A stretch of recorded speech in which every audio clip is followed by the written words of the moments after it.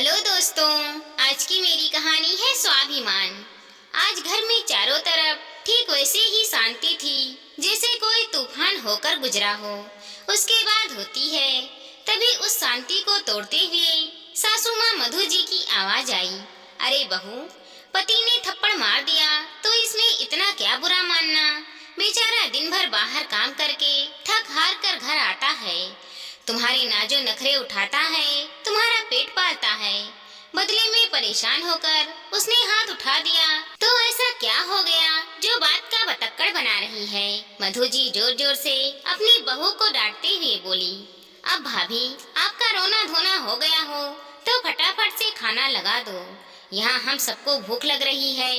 अगर खाना टाइम पर नहीं परोसा तो भैया दोबारा आपकी अच्छी खासी धुलाई कर देंगे। फिर ना कहना कि हमने समझाया नहीं था। एक तो गलती आप करो और इंजाम पति पर लगा दो। ननद देविका बीच में ही बोल पड़ी, लेकिन बहू दामिनी अपनी जगह से खड़ी नहीं हुई। उसके आंसू थे कि थमने का नाम ही नहीं ले रहे थे। उसे रोता हुआ देखकर मधु जी बोली, बहू, इतनी कोमल काया वाली बनने की जरूरत नहीं है। फटाफट उठो और खाना तैयार करो। खाना मैं और देविका खुद ही परोस लेंगे। कहती हुई मधु जी रसोई के बाहर निकल गई। अब उठ भी जाओ, क्या नाटक लगा रखा है। अब तो मम्मी ने मुझे भी आपके साथ काम पर लगा दिया। फटाफट खाना बनाओ जो जल्दी से अपने और मम्मी के लिए खाना परोस कर ले जाऊं। कहती हुई देविका भी बाहर आ गई और रसोई में रह गई सिर्फ दामिनी। अपने चिथड़े चिथड़े हो चुके स्वाभिमान को समेट कर जैसे तैसे वो खड़ी हुई। उसे समझ नहीं आ रहा था कि वो करे क्या। उसने कभी भी घर का माहौल ऐसा नहीं देखा था। मायके में माँ, भाई, भाभी सब थे, बस पिता नहीं थे। पर फिर भी घर में काफी शांति रहती थी। भैया भाभी का पूरा सम्मान करते थे। पर पति का ये रूप भी होता है, ये तो उसने कभी सोचा भी नहीं था और ना ही अपनी रिश्तेदारियों में कहीं देखा था। एक बार तो सोचा कि माँ को फोन कर सब कुछ बता दूं, पर इस समय कैसे। भाभी को बेटी हुई है, माँ तो उनकी देखभाल और घर की जिम्मेदारियों में लगी हुई है। फिर सोचा भैया को फोन कर दूं, पर भैया के कंधे पर पूरे घर की जिम्मेदारी है। फिर वो मेरी और अपनी जिम्मेदारी कैसे उठाएंगे। कहीं भाभी नाराज ना हो जाए, तो इसीलिए कहते हैं कि पिता का होना जरूरी है। काश आज पापा जिंदा होते तो मैं अपने मन की बात कह पाती। मन ही मन सोचते हुए उसने अपने आंसुओं को पोंछा और जाकर चूल्हे पर तावा चढ़ाया और गर्मा गर्म रोटी सेककर उन लोगों को खुद ही परोसा। क्योंकि मदद तो सिर्फ कहने के लिए है, असल में उसकी मदद के लिए कोई नहीं आता। सास और ननद ने जब खाना खा लिया तब तक उसका पति तरुण भी आ गया। मधु जी ने इशारे से तरुण के लिए भी खाना लाने को कहा। तब दामिनी तरुण के लिए खाना परोस कर ले आई। तरुण ने अभी एक निवाला खाया ही था कि अचानक थाली को उठाकर उसने जोर से दरवाजे की तरफ फेंका और जोर से चिल्लाया, ये खाना बनाया है तूने? 3 महीने हो गए शादी को, लेकिन अभी तक खाना बनाना नहीं आया तुझे? नमक कितना कम डाला है सब्जी में? मुफ्त की रोटियां तोड़ने के लिए लाया है क्या तुझे, जो इन चीजों का भी ध्यान नहीं रहता तुझे? तरुण बहुत ही बदतमीजी से दामिनी से बात कर रहा था। ये देखकर दामिनी और ज्यादा सहम गई, लेकिन मधु और देविका में से किसी ने कुछ नहीं कहा। अब खड़ी खड़ी यहाँ मेरा मुंह क्या देख रही है? पति ने कुछ कह दिया तो बुरा क्या मानना है? उठा ये सब और कुछ ढंग का बना कर ले आ मेरे लिए। दामिनी का उस समय जोर जोर से रोना छूट गया। उसे रोता देखकर तरुण गुस्से में उसकी तरफ बढ़ा, लेकिन तभी मधु जी बीच में आ गई और तरुण को रोकने की कोशिश करने लगी। वहीं देविका को दामिनी को अंदर ले जाने के लिए कहा। देविका दामिनी को उसके कमरे में लेकर चली गई। पीछे से मधु जी ने कहा, ये तो क्या कर रहा है, पागल हो गया है क्या? एक ही दिन में क्या अपने पति होने का सारा हक जता लेगा? इतना परेशान करेगा तो सब कुछ छोड़ छाड़ कर चली जाएगी। अरे कहीं नहीं जाने वाली माँ बिना बात की बेटी है। भाई भाभी कोई जिम्मेदारी नहीं लेते और माँ कुछ कर नहीं सकती, क्योंकि वो तो खुद बेटे बहू की मोहताज है। इसे तो यही झेलना है पूरी जिंदगी। और फिर आप ही तो कहती हो उसे दबा कर रखा कर। पहले भी तो उस पर हाथ उठा चुका हूँ, वो तो ठीक है, लेकिन भगवान के लिए घर का माहौल खराब मत कर। तुझे जो करना है अपने कमरे में कर। यहाँ सबके सामने उस पर हाथ उठाने की जरूरत नहीं है। तुझे कुछ और ही खाना है तो बाहर से मंगा ले, या फिर बाहर जाकर किसी होटल या रेस्टोरेंट में खाकर आ जा। आज के लिए इतना ही काफी है।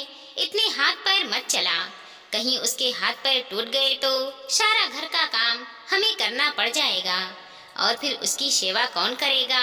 चल जा यहाँ से। आखिर मधु जी के डांटने पर तरुण घर के बाहर निकल गया। इधर देविका दामिनी को उसके कमरे में छोड़कर मधु जी के पास आ गई। तो मधु जी ने कहा, क्या हुआ, वो चुप हो गई? नहीं, पर रो धोकर खुद ही चुप हो जाएगी। अब मुझसे और ड्रामा नहीं देखा जा रहा है, मैं अपने कमरे में आराम करने जा रही हूँ, कहकर देविका अपने कमरे में चली गई। इधर मधु जी ने घर का दरवाजा बंद कर उस फेंकी हुई थाली को उठाया और फिर बिखरे हुए खाने को समेटकर रसोई में रखने चली गई। फिर दामिनी के पास आकर बोली, बहू, तरुण की बात को दिल पर मत लगा, उसका गुस्सा थोड़ा तेज है। अब 3 महीने की शादी में तुझे ये तो अच्छे से पता चल ही चुका है, फिर क्यों ऐसा काम करती है कि वो तुझ पर हाथ उठाए। उसकी पसंद नापसंद के अनुसार खुद को ढाल, ना कि ऐसी रोनी सूरत लेकर उसके सामने आ। पत्नी को पति के अनुरूप ढल जाना चाहिए। देखा नहीं, तेरे रोते ही उसे कितना गुस्सा आ गया।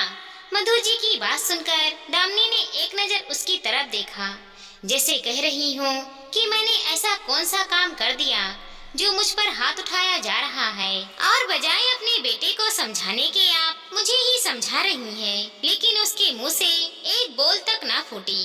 तभी मधु जी बोली, अब अपने आंसू पोंछ और खाना खा ले और रसोई की सफाई कर देना, मैं जा रही हूँ आराम करने। मधु जी तो अपनी बात कहकर अपने कमरे में आराम करने चली गई। पीछे दामिनी सोचती रह गई कि आखिर कैसा परिवार है ये। सच कहा है किसी ने कि औरत ही औरत की दुश्मन होती है। सब मुझे ही समझा रहे हैं, पर ऐसा नहीं कि अपने बेटे को तो समझा ले। खैर, जैसे तैसे दामिनी उठी और रसोई की सफाई कर चुपचाप कमरे में आकर बैठ गई। इतना सब होने के बाद भूख तो कहाँ लगी थी उसे। तभी उसका फोन बज उठा। देखा तो माँ का फोन था। उसने फोन उठाया तो माँ ने पूछा, दामिनी बेटा कैसी है तू? मैं ठीक हूँ माँ, आप बताओ। मैं भी ठीक हूँ, पर तेरी आवाज अजीब सी लग रही है। कुछ नहीं माँ, बस अभी काम करके आई हूँ तो थक गई हूँ। अच्छा सुन, कल कुआं पूजन है तो तेरा यहाँ होना जरूरी है। तेरी सास को तो मैंने शाम को ही फोन लगाकर कह दिया था, पर तुझे नहीं बोल पाई थी। तू शायद रसोई में काम कर रही थी। दामिनी मन ही मन सोचने लगी, उस समय कैसे बात करवाती मेरी सास। उस समय तो उनका बेटा मुझ पर हाथ उठा रहा था। तभी माँ बोली, ले तेरी भाभी से बात कर, वो तुझसे बात करना चाहती है। कब से पीछे पड़ी है कि दामिनी को फोन तो लगाओ, मुझे भी बात करनी है, कहकर माँ ने भाभी को फोन दे दिया। हेलो दामिनी जी, कल सुबह जल्दी ही आ जाना आप, सारी रस्में आपको ही तो करनी है। आखिर आप बुआ जो ठहरी, भाभी ने चहकते हुए कहा। जी भाभी। दामिनी के संक्षेप से उत्तर से भाभी को शक हुआ।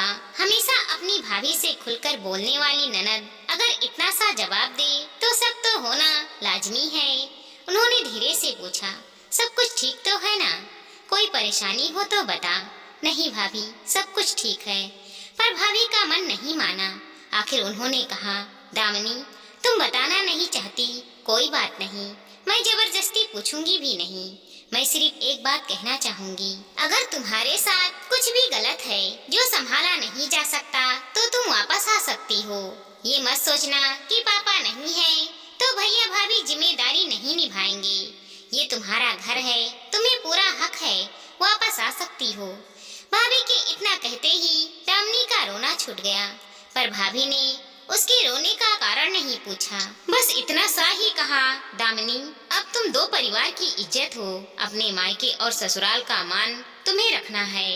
गलत करके तो कभी मत आना, लेकिन अगर तुम्हारे साथ गलत हो रहा है तो उसको बर्दाश्त करना भी मत। याद रखना, अपने लिए खुद बोलना पड़ता है। जी भाभी। दामिनी ने बस इतना ही कहा। और फोन रख दिया। भाभी की इतने से शब्द से उसे एक नई ऊर्जा मिली थी, एक नई हिम्मत मिली थी। उसे यह अच्छे से पता चल चुका था कि उसके मायके में आज भी उसके लिए जगह थी, जो उसकी हिम्मत को जगाने के लिए काफी थी। अब वो तैयार थी तरुण का सामना करने के लिए। उसने अपने आंसू पोंछे और अपना सामान एक बैग में पैक कर लिया और अपने लिए कैब बुक कर लिया। पर कैब से पहले तरुण घर पर आ गया। मधु जी ने ही जाकर दरवाजा खोला। मधु जी को सामने देखकर तरुण ने पूछा, मम्मी आपने दरवाजा क्यों खोला? आपकी बहू कहाँ मर गई? क्या वो दरवाजा नहीं खोल सकती थी? क्या हमेशा आग उगलता रहता है? जागी हुई थी मैंने आकर दरवाजा खोल दिया तो कुछ गलत हो गया क्या? इतने में दामिनी अपने बैग के साथ बाहर निकल कर आई। उसे बैग के साथ देखकर पहले तो दोनों हैरान खड़े रह गए। फिर तरुण चिल्लाते हुए बोला, ये क्या नया नाटक लगा रखा है तूने? कहाँ जा रही हो? बैग लेकर। मैं अपने मायके जा रही हूँ, दामिनी ने कहा। किससे पूछकर जा रही हो? इतनी हिम्मत कैसे हो गई तुम्हारी? इसमें हिम्मत की क्या बात है? अपने लिए आवाज तो खुद ही उठानी पड़ती है। अच्छा, तुम्हारी हिम्मत कैसे हो गई कि तुम आवाज उठा रही हो? अचानक इतनी आवाज कैसे निकलने लगी मुंह से? भाभी भैया रख लेंगे तुम्हें अपने पास। घूम फिर कर तो तुम्हें ससुराल ही आना पड़ेगा। तरुण ने बड़ी कुटिलता के साथ कहा, इस गलत फहमी में मत रहना। मेरे मायके का दरवाजा आज भी मेरे लिए खुला है। इस बीच मधु जी बोली, बहू पति की छोटी छोटी बातों का इतना बतक्कड़ नहीं बनाते। वो परेशान था इसीलिए तुम पर हाथ उठा दिया, पर तुम तो रबड़ की तरह बात को खींचे जा रही हो। मम्मी जी, मैं आपके बेटे का पंच बैग तो नहीं हूँ कि वो बाहर की सारी परेशानी मुझे पीट कर निकालेगा। सच ही कहा है किसी ने, औरत की दुश्मन औरत ही होती है। आप जो मुझे समझा रही हैं, कभी अपनी बेटी की शादी करेंगी तो क्या उसको भी यही सब सिखाओगी? तुम्हारी इतनी हिम्मत कि तुम मेरी मम्मी से इस तरह से बात करो? कहते हुए तरुण दामिनी की तरफ बढ़ा, लेकिन इससे पहले तरुण कुछ कर पाता, दामिनी ने जोरदार थप्पड़ तरुण के गाल पर दे मारा। अचानक पड़े इस थप्पड़ से सब हैरान रह गए, लेकिन दामिनी ने बोलना जारी रखा, कमजोर नहीं हूँ मैं, याद रखना। अब मुझ पर हाथ उठाया ना तो घरेलू हिंसा के मामले में जेल में पटक दूंगी। बहुत बर्दाश्त कर लिया मैंने, बस आज वो हद भी खत्म हो गई। नहीं रहना मुझे तुम लोगों के साथ, ये रिश्ता मैं यहीं खत्म करके जा रही हूँ। कहकर दामिनी घर के बाहर निकल गई।